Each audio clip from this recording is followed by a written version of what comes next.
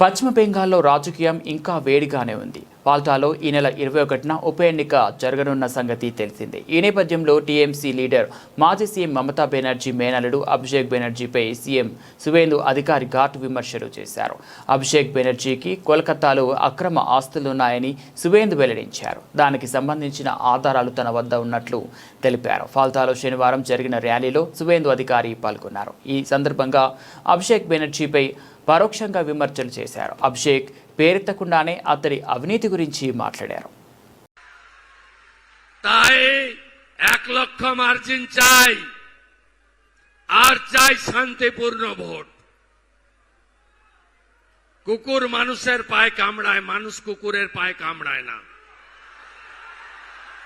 কোন ছবি কোন ঘটনা যেন আমাদের চোখে না আসে, কারণ আমাদের প্রধানমন্ত্রী গণতন্ত্রের পূজারী। বিজেপি 20টা রাজ্যে আছে, কোথাও নির্বাচনে সন্ত্রাস হয় না, পোস্টপোল ভায়োলেন্স হয় না। আমরা ওই রকম জামাতি তৃণমূল নই।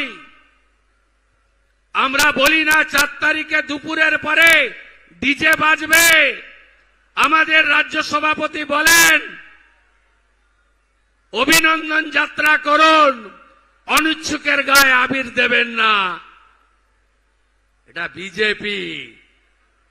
তাই বিজেপি যা চায় উৎসবের মতো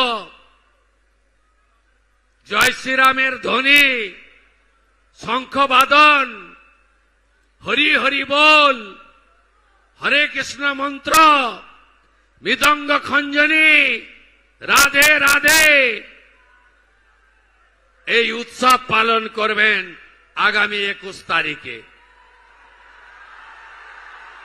আর কোথায় গেলেন তথাকথিত পুষ্পা নাকি নাম, ডাকাতটা